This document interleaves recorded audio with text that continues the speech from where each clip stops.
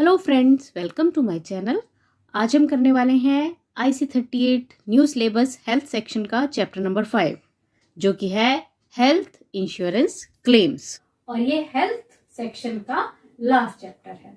अब क्योंकि इस चैप्टर का नाम है हेल्थ इंश्योरेंस क्लेम्स, तो हमें ये पता होना चाहिए कि किसी भी इंश्योरेंस कंपनी का जो एक्चुअल टेस्ट है वो आता है क्लेम के टाइम पे। अब इस चैप्टर में हम क्लेम की बात तो करेंगे ही, कुछ और चीजें भी पढ़ेंगे जो कि आपको एग्जाम लेवल पे बहुत हेल्पफुल रहेंगी। सो फर्स्ट ऑफ ऑल देखिए, इंश्योरेंस जो है ये है एक प्रॉमिस, और पॉलिसी जो है ये उस प्रॉमिस का विटनेस है। नेक्स्ट आपने बात याद रखनी है कि जो कस्टमर है वो किसी भी पॉलिसी में, चाहे वो लाइफ हो चाहे वो हेल्थ हो, उसमें प्राइमरी स्टेक होल्डर रहता है। अब स्टेक होल्डर का मतलब होता है भागीदार। अब जिसने पॉलिसी खरीदी है उसमें सबसे प्राइमरी जो भागीदार होगा या सबसे मेन भागीदार होगा या स्टेक होल्डर होगा, वो कौन होगा? कस्टमर। ये क्वेश्चन आपको मोस्टली पूछा जाता है। अच्छा, नेक्स्ट हम बात करेंगे दो तरह के क्लेम्स की, जो कि इस चैप्टर में मेन पॉइंट्स हैं। वो है एक तो कैशलेस क्लेम और दूसरा है रिम्बर्समेंट क्लेम। देखिए, जो कैशलेस क्लेम है इसमें जो नेटवर्क प्रोवाइडर्स हैं या हॉस्पिटल्स हैं, एनलिस्टेड हॉस्पिटल्स, वो पहले तो हेल्थ सर्विसेज प्रोवाइड कर देते हैं क्योंकि उनको प्री अप्रूव किया है इंश्योरर और टीपीए ने, और उसके बाद वो डॉक्यूमेंट्स वगैरह सबमिट करवा के अपना क्लेम जो है वो सेटल कर लेते हैं इंश्योरर के साथ। और जबकि जो रिम्बर्समेंट क्लेम है, इसमें क्या होता है कि जो इंश्योर्ड है पहले वो अपना पैसा खर्च करके इलाज करवा लेता है और उसके बाद जो है डॉक्यूमेंट्स वगैरह इंश्योरर या टीपीओ को सबमिट किए जाते हैं, और जिससे कि उसको मेडिकल एक्सपेंसेस मिल जाते हैं।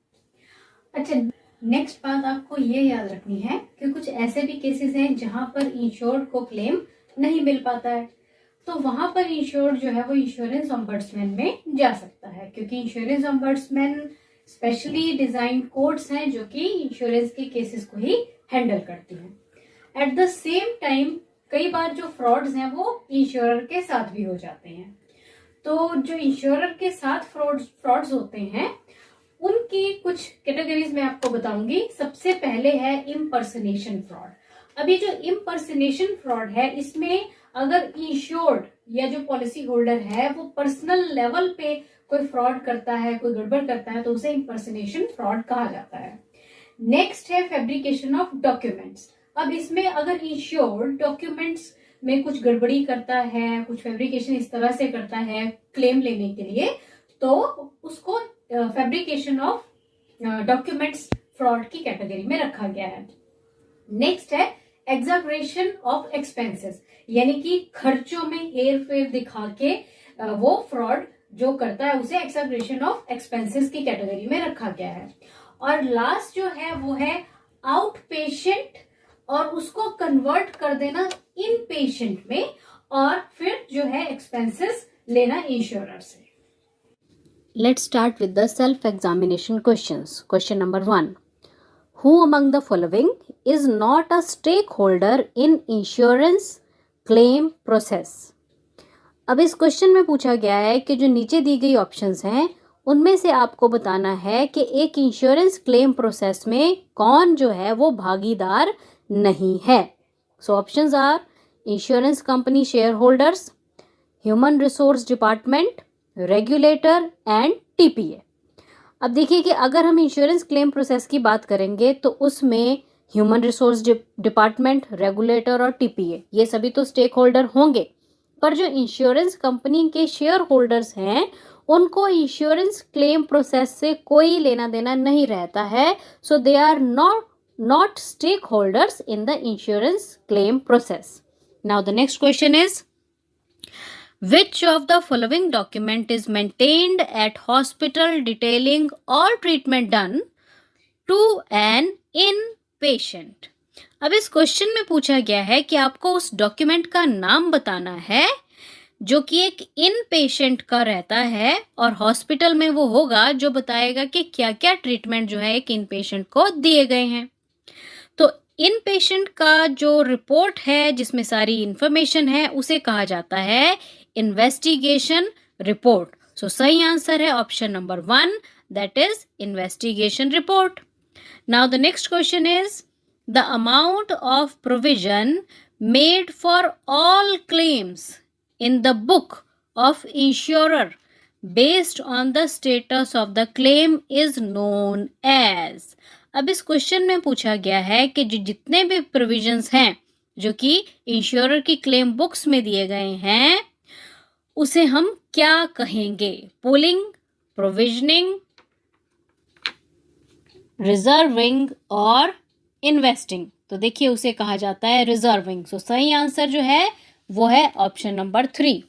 Now the next question is which of the following documents are not required to be submitted for permanent total disability claim. अब इस क्वेश्चन में पूछा गया है कि अगर किसी को परमानेंट टोटल डिसेबिलिटी क्लेम के लिए अप्लाई करना है तो ऐसा कौन सा डॉक्यूमेंट है जिसको कि जमा करवाने की आवश्यकता नहीं है.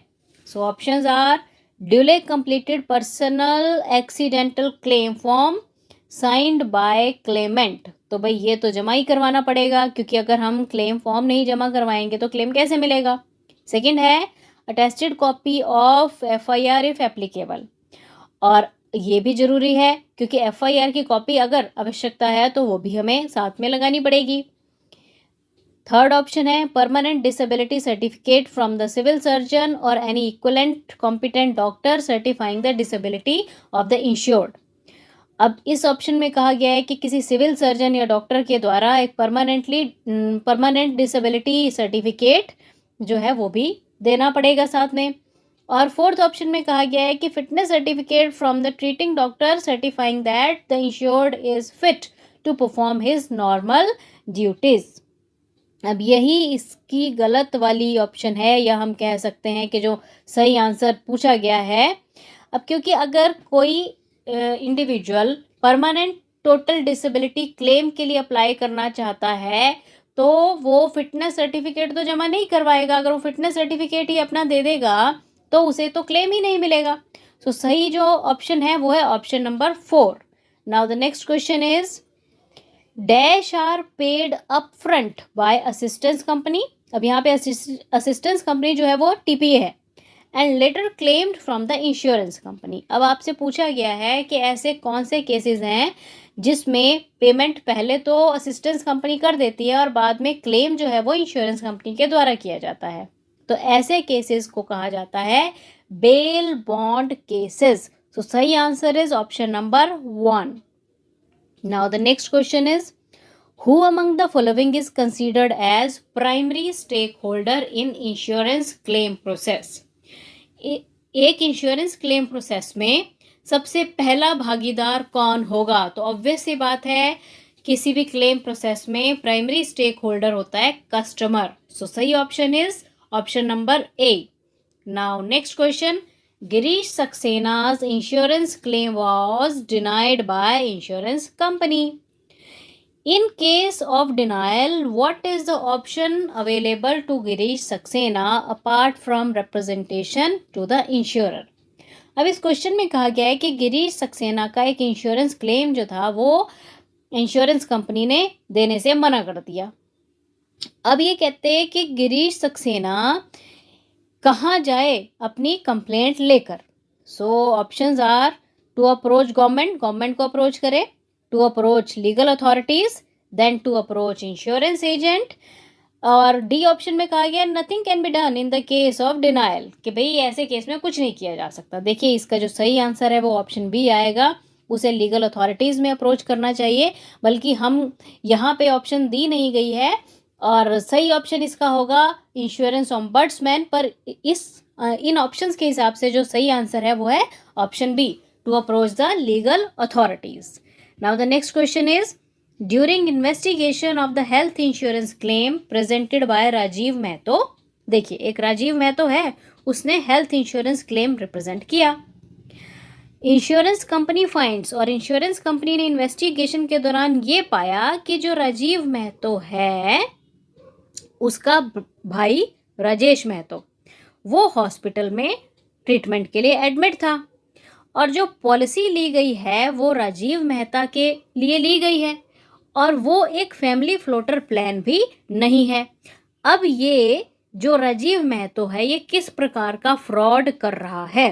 सो इसका जो सही आंसर होगा वो होगा इम्पर्सनेशन फ्रॉड, क्योंकि ये जो राजीव महतो है ये पर्सनल लेवल पे फ्रॉड कर रहा है, तो इसे इम्पर्सनेशन फ्रॉड की कैटेगरी में रखा जाता है। सो सही जो ऑप्शन है वो है ऑप्शन ए।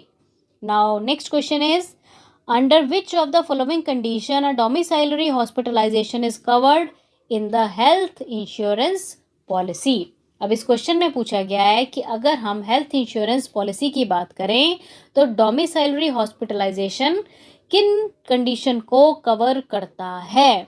देखिए, डोमिसाइलरी हॉस्पिटलाइजेशन एक ऐसी कंडीशन है जिसमें ये रूल्स बनाए गए हैं कि किसी भी पेशेंट को हॉस्पिटल या नर्सिंग होम से ये कहकर बाहर नहीं निकाला जा सकता कि हमारे पास आपको रखने की जगह नहीं है। तो इसका जो सही आंसर है वो है option B, that patient can not be removed to hospital और nursing home for the lack of accommodation therein. Now the last question is, which of the following codes capture the procedure performed to treat the illness? अब इस question में पूछा गया है कि illness को, बीमारी को ट्रीट करने के लिए जो कोड्स को, प्रोसीजर को फॉलो किया जाता है उसे क्या कहा जाता है? तो उसको कहा जाता है सीपीटी। यानी कि जो डॉक्टर्स हैं वो एक प्रोसेस फॉलो करते हैं ट्रीटमेंट करने के लिए, उसे सीपीटी यानी कि करंट प्रोसीजर टर्मिनोलॉजी कहा जाता है। सो इसका जो सही आंसर है वो है option number C. If a person does not prefer any claim in health insurance then, अब देखिए इस क्वेश्चन में ये पूछा गया है कि अगर कोई भी व्यक्ति हेल्थ इंश्योरेंस में कोई भी क्लेम नहीं लेता है तो क्या होगा? तो ऑप्शंस दी गई हैं, cover would cease and policy cancelled, means जो कवर है वो हो जाएगा ख़त्म और पॉलिसी कैंसिल हो जाएगी। Cover would be subject to certain exclusions, means जो कवर है उसमें कुछ एक्सक्लूजन्स लगा दिए जाएंगे। कवर वुड डिक्रीज, कवर कम हो जाएगा। और लास्ट ऑप्शन कह रही है no claim bonus allowed for claim free years, means जिन सालों में क्लेम नहीं लिया जाता है उसमें नो क्लेम बोनस जो है उसकी सुविधा मिलती है।